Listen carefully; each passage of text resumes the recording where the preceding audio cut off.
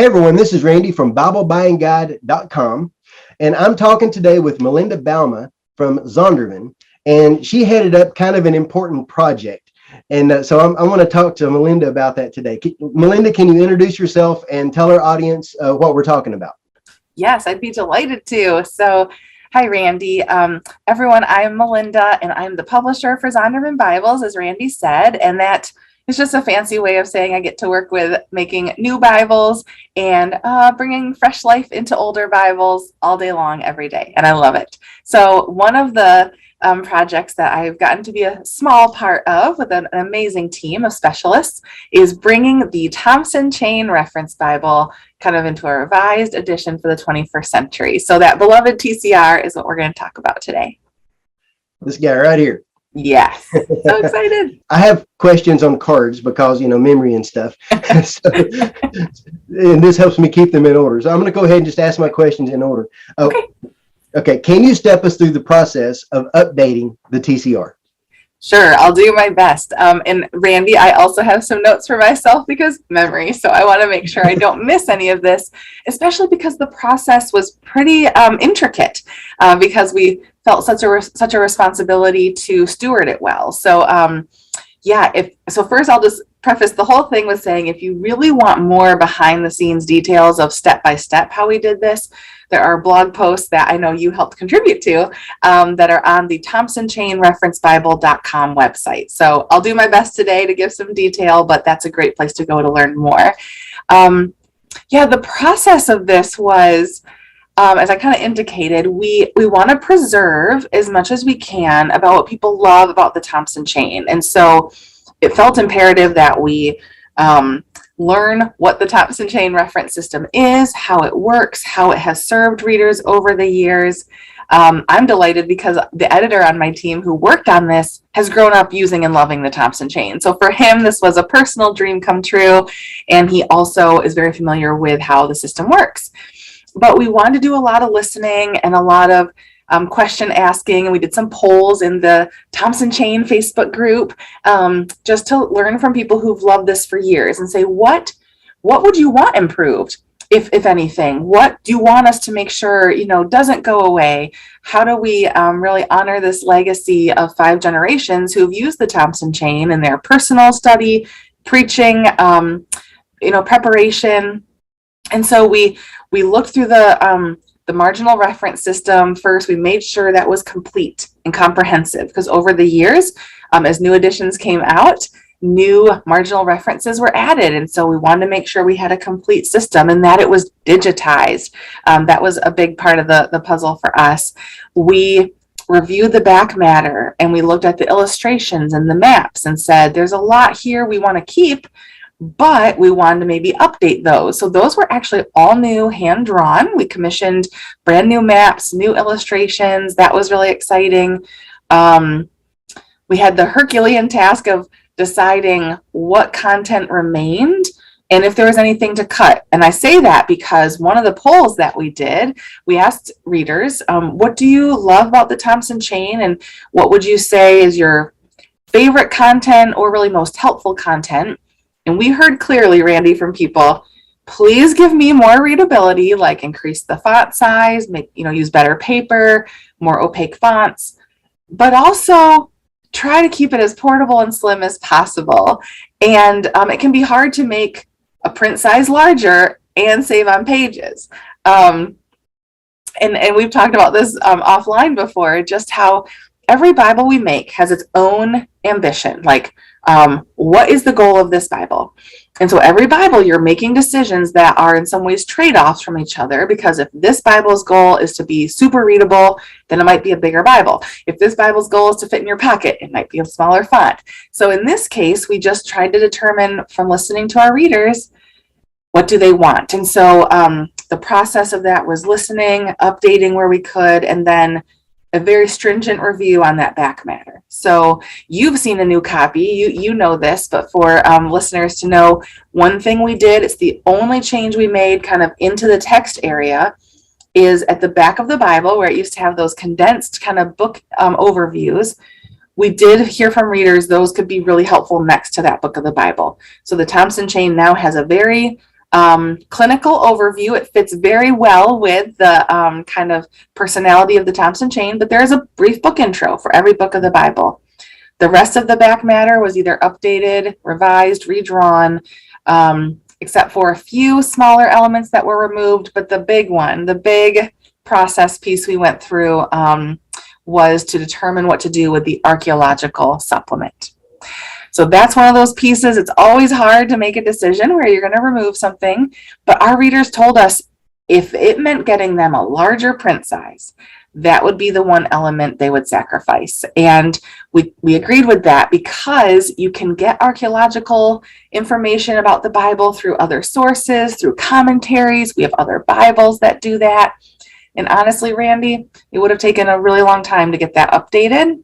And we just knew readers did not want to wait years and years to get an updated, easier to read edition of the Thompson chain. So I'm really pleased with where we landed out of that process. But I would say that's kind of a high level view of the process. And I think we achieved the goals that we set out to. In fact, the new Thompson chain, the first one's in the NIV, that regular size, it's in comfort print, and that regular size print size is what the large print has been in the past. So we were able to really improve that significantly. It is very readable. I'll attest to that. It is very readable. All right, number 2. What were some of the challenges with the update?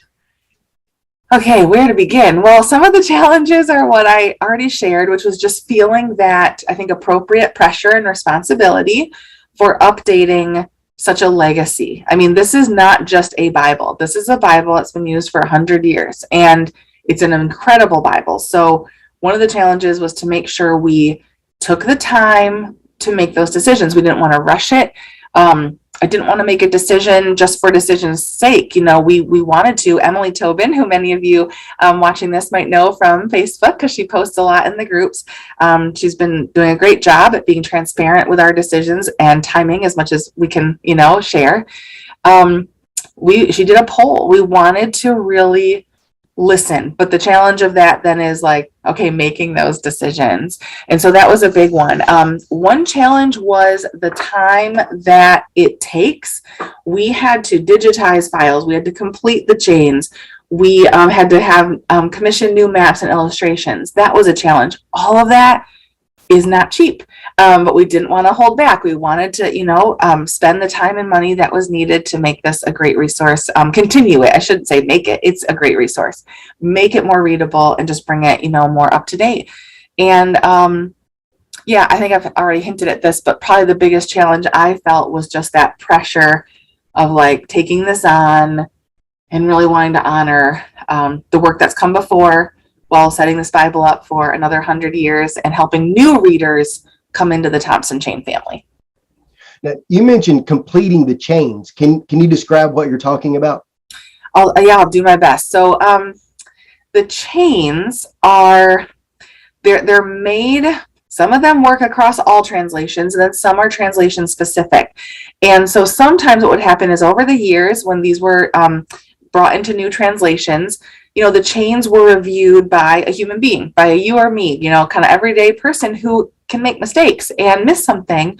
And so the chains were not always, each topic may not have necessarily been completed in its trace throughout the scripture. And that was revealed over time through different editions, but then also using some specialists in kind of data review, they were able to go through the text and just make sure that if you're looking up redemption, or the redeemed, does that really include every single possible reference?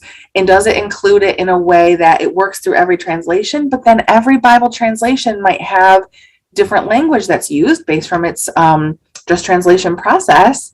And we wanted to make sure then that chain was always completed based on that text. So that's a huge challenge to make sure we complete them, that they're comprehensive, and that we, just bring them up to date from the work that had been started, years ago.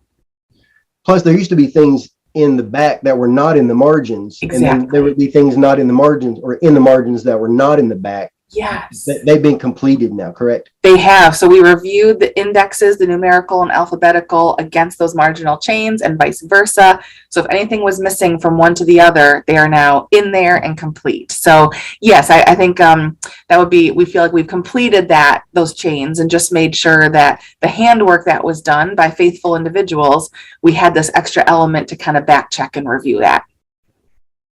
Excellent. Yeah. That alone, that alone took all your time. I don't know how you did that. Okay, next one. Why did you begin the updates with the NIV? Oh, yes. Okay, great question. The Thompson chain has been and currently is still available in King James, New King James, the NASB 77 text, and the ESV. And the one edition that had been around for a while, but then has been out of print for a while, is the NIV.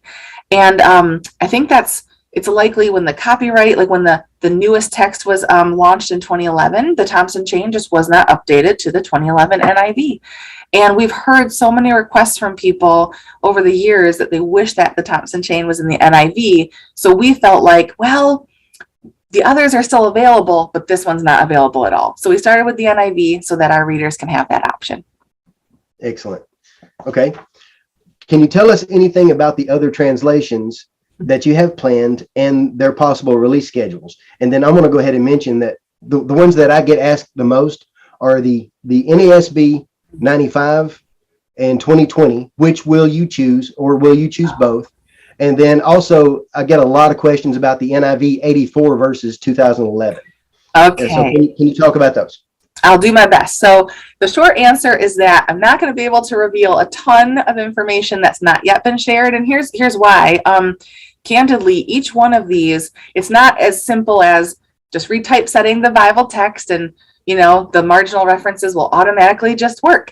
Each one has a lot of specialized work that goes into it. Or here's a little known fact. The maps, we make sure that the spellings of the locations on the maps match the spellings of those locations within that translation's text. So there's a lot of nuance. So for that reason, I've just said, our team, we've decided we're not going to announce anything before we know it's set and ready to go, because this has taken the team a lot of time. And so we've announced the NIVs that come out here shortly. The King James comes out this October. And then in a few weeks, Emily will be announcing the next edition. So I can't yet tell you what that is.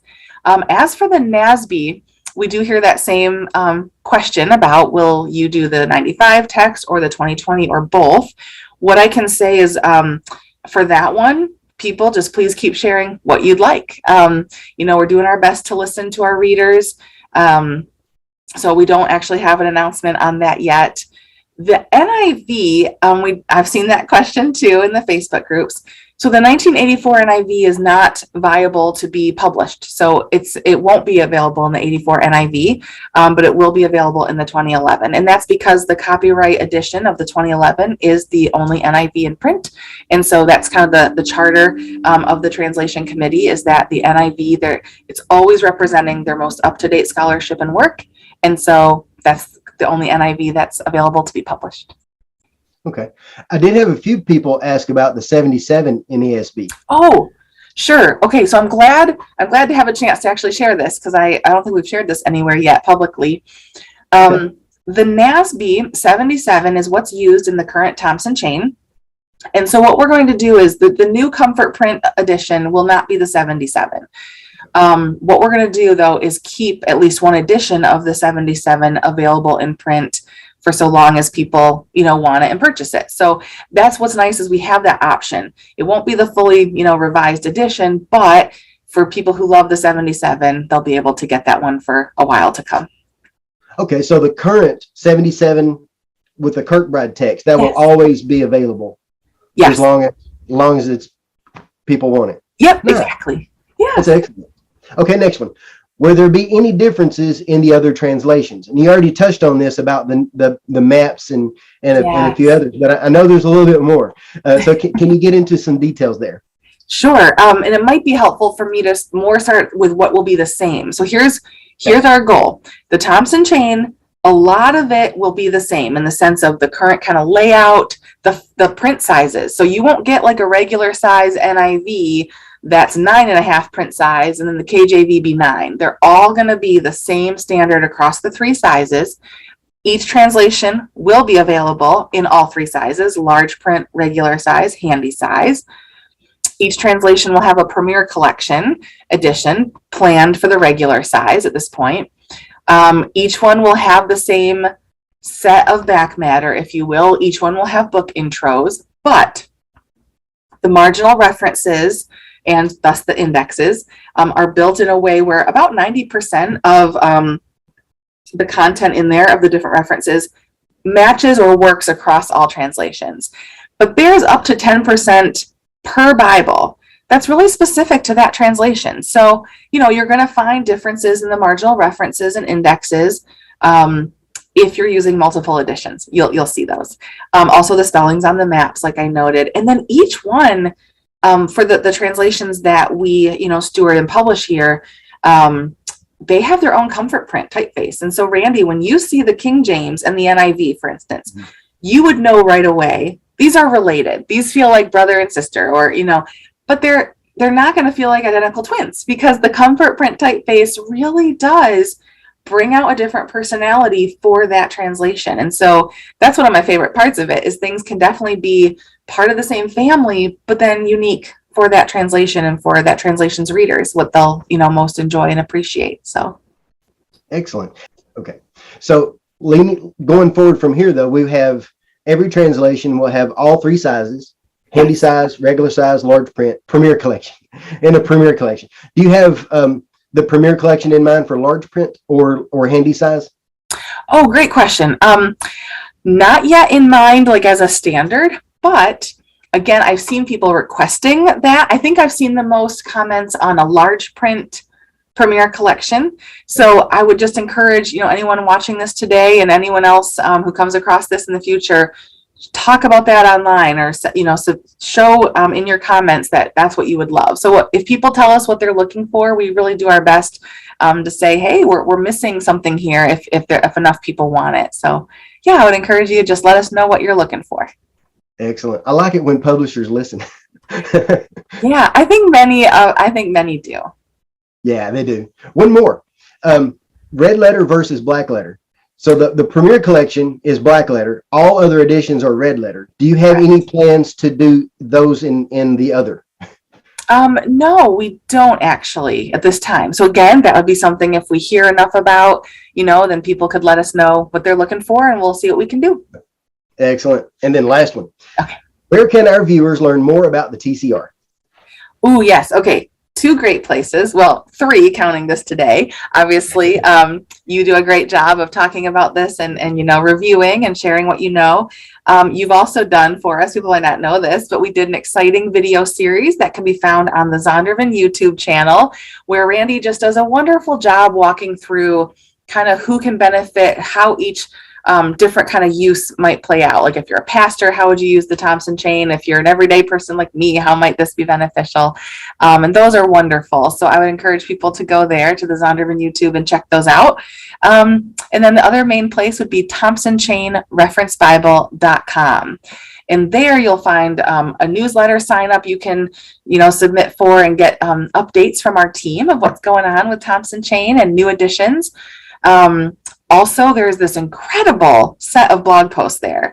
And Randy's actually written some of those. I know some of our in-house editor who worked on this update did a couple of those. But, we get really technical and really fun. I'm a big Bible nerd, so I think these are fun. But we talk about things like the density of the ink and how we measure that for excellence. And we have pages that show the actual process of how this was composed in our typesetting phase, and just some really great behind the scenes stuff of how we put this together. So yeah, you can learn more there about what's available, how it came together. So yeah, Zondervan YouTube or thompsonchainreferencebible.com. My favorite article is the one about the ink. That one wasn't mine, but that was impressive. I enjoyed that. I didn't know about that. And okay, so I guess we're at the end of our questions. I appreciate the work you've done on this. I know the Thompson well, and I've used it for 40 years, and it's not an easy Bible to update. And it's been updated a few times throughout the 100+ years that it's been available. It's not something that you're just going to, let's just update it. It's not that. This took what, a year, 2 years, something along that line. Yeah. And to make it what it is now, that's an impressive project. Mm-hmm. So I appreciate the work that you've done on that. And I'm sure that when the NIV is finally available, that everyone else will also appreciate it. When will this be available? Yes, it started shipping. So I think people would start receiving copies, or if you go into a store, you would see it. Both of those should happen in the next 1 to 2 weeks. So we're days away. It's very exciting. I can't wait for everyone to see it. Me neither. I hope people love it. And, I also can't wait to read the feedback. So again, that's how we get better and keep learning what our readers will value. And so I'm really excited about that. Nice. So do you have any parting thoughts for our viewers? No, just gratitude that, people continue to support our work, and that what we do continues to support the ministry of everyone who watches. So that feels just really special. We love making Bibles that people can read and use however they need, and whatever obstacles someone might have to really getting into God's word, we try to do whatever we can to remove them through paper and fonts and all of that. So just a big thank you to everyone, and a big thank you to everyone, including yourself, for the reviews and the feedback that just helps us, like I said, really know how to serve people well. So really excited about the future. Thanks. I will place links in the notes for all the resources that you've mentioned. And I guess that's it. I appreciate your time today. Thank you very much. Good to see you, Randy.